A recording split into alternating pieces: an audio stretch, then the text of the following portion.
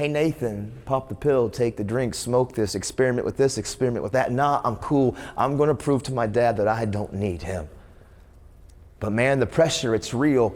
And when external pressures meet internal pressures, tornadoes and hurricanes can happen. And if we don't find healthy releases and outlets, which communication, I've learned more and more, the more I do this, the more I talk, the more I dig in and learn the power of words and how they connect to emotions. Communication, I am settled in my heart and in my mind, is the most powerful tool we have. Because resiliency and perseverance is born in community. Communication is the most powerful tool we as human people have, human connection. And the number one thing that happens when we experience struggles is we go against it because we want to isolate and protect. And we find ourselves in this vicious push and pull and push and pull. I want to belong, but I don't trust you. I want to feel like I matter, but I feel abandoned. I want to feel like I'm important, but I don't have the tools to speak up and to communicate because what will you think about me?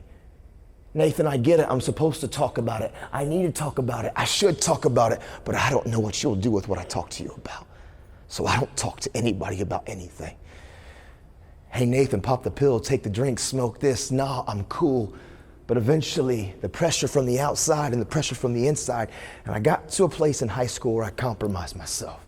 I popped the pill, I took the drink at the party, and it seems so innocent, it seems so harmless.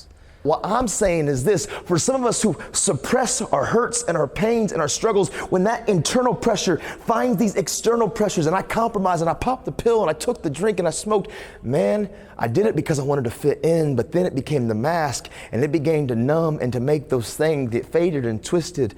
It sure made the internal stuff go away. And then it became my coping mechanism. And truthfully, substance abuse, why it's such an enticing way for so many of us who've been through traumas and struggles, because I don't trust you and I really don't want deep, meaningful relationships, but I can share a common denominator like a habit of an addiction, and yep, I can have that sense of community, but I ain't got to open up to you. And so it's almost like this perfect storm where I can have some sense of belonging to some crowd, to some group, to some clique, but I don't have to begin to have any deep, meaningful relationships because I share a common habit, but I don't trust you. Substance abuse. See, I got involved with this thing called drugs and alcohol, and man, when that outside storm met my internal storm, I went from straight A's to straight F's. Here's a picture, actually. This picture on your left, that's me at 18 years old. 18 years old, I went from being a freshman who was voted going to be the most successful freshman in his class, top 3, 700 freshmen. I was going to prove to my dad that I didn't need him. By the time I was a senior at 18, you name it, I popped it, I tried it, I attempted it, I experienced with it. A heartbeat away from a drug overdose. I skipped school 63 times my senior year. I don't even know how that's possible, but I did it. And I found myself expelled. I went to the military. I loved the military, but man, that addiction was so big and I couldn't resist. I ended up finding myself with an other than honorable discharge at 19 years old, living with my grandfather at 20. I stole $4,000 from my grandpa at 20 years old to feed my addiction. You see, I have this saying and I say, don't feed the bear. Because truthfully, when I first began to compromise and to get involved with drugs and alcohol, it seems so innocent. Addiction seems so harmless. Everybody else is doing it. What's the big deal? And now you can kind of have some self-control at the beginning, but it's like bear cubs. Bear cubs, man, they're cute and they're cuddly. They seem so innocent. I always say that if you stumbled across a baby 1-day-old bear cub and you knew mama bear, which would be sad, died giving birth, super sad, but you weren't worried about mama bear killing you, and you found a 1-day-old bear cub, it's cute.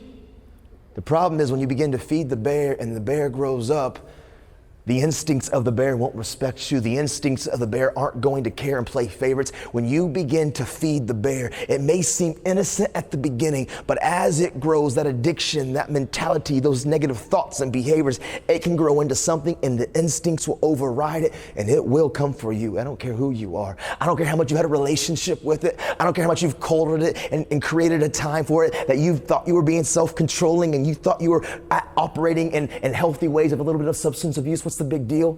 I'm a functioning drunk. I'm a functioning alcoholic. I'm a functioning pot user. I'm a functioning whatever it is, pot pill popper. I don't care what it is. I get to the root. It's compromise, and we're finding ways to try to mask the hurts and the pain.